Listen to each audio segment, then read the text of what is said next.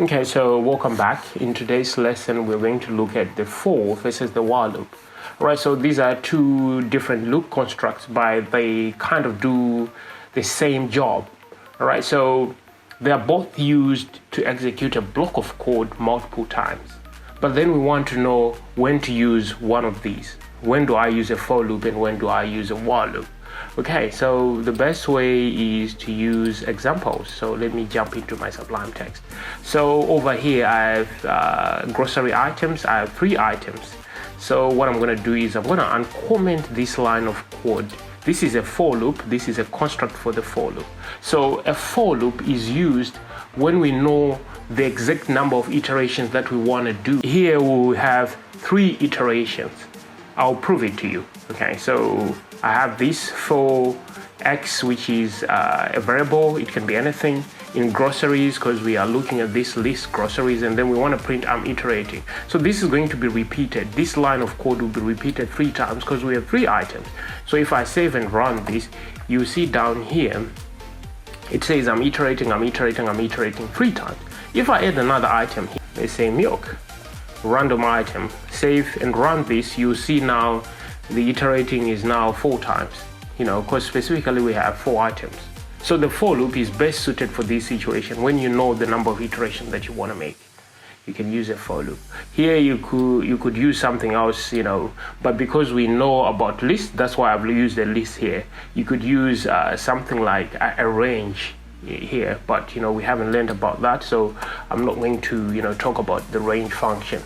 I'll leave it for the future lessons.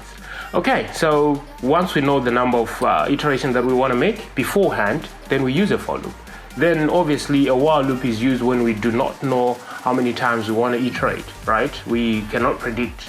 Sometimes we need just to loop 1 time, sometimes we want to loop 3 times, sometimes we want to loop 20 times, but we don't know. So let's give a practical example. A practical example is when, let's say, I want to enter a password for my given account.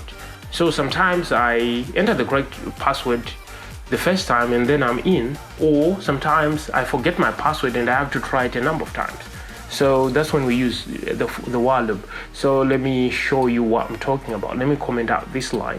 So I'll use the while loop. So while true. And the other thing about a while loop is that it depends on a condition. So there must be some kind of a condition which can be either true or false, right?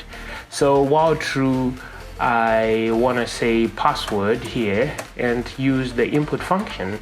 And so I want to ask the user to enter your password. Okay, so the user is going to enter their password. And then once they enter their password, we're going to check if their password matches what we have, okay? So if password is equal to what we have, so let's say we have a password called Tom123. So if their password matches this, then we want to print you are successfully logged in, right? So once they enter their password, they are successfully logged in, and then we want to break out of this loop, right? We want to stop this loop, or else here we want to print wrong password,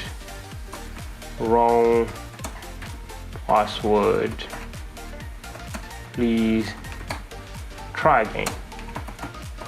Right, so we want them to try again to enter their password, and obviously down here we want to say continue. This is going to be printed out, and then continue, it means it takes them back to this input line and they're going to try again to enter their password. So I'm going to save this and run this. So I'm going to use the git bash terminal. Obviously you navigate to the folder or the directory which has this file, and then you type Python and then the name of the file, right? So I'm going to press enter. So here it says enter your password. This is this command, enter your password, right? And so there is a cursor. And so I'm going to enter my password. I'm going to enter a random password. Let's say I just enter password and press enter. It says wrong password, please try again. Let's say I enter this, it says wrong password, please try again. Okay, so this continues to iterate for as long as I enter the wrong password, because the password is not true, so it's going to keep on iterating. So let's say I figured out my password is Tom123. Press enter, it says you're successfully logged in, and then it jumps out of the loop.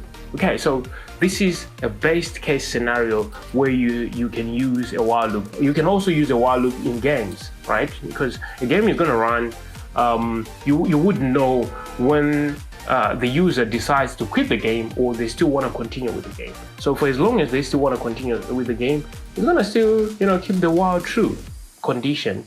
And so it's going to keep on, iterating, repeating itself over and over again. Okay, so I hope that was clear. As you guys can see, it's clear that the while loop is longer and the for loop is a bit shorter in terms of the syntax, right? It's more convenient. So most people would prefer to use the for loop most of the times, right? However, the while loop is really, really important. It's an important construct. So what I'll urge you guys is to try and play around with these and see what they can do and what they cannot do. And it's all up to you to use whichever, loop construct that you prefer to use. Okay, so let's continue and try and answer the question. Which construct can be used to iterate through a list? Is it an if statement? Is it loops? Is it variable assignment? No, of course it's a loop that you use to iterate through a list of items. All right, so check it out, that's correct. All right, so in our next lesson, we're going to start on ranges, okay? So a range is just a list of numbers given a start and then end. All right, so I'll see you in our next lesson. For now, I'm out. Bye-bye.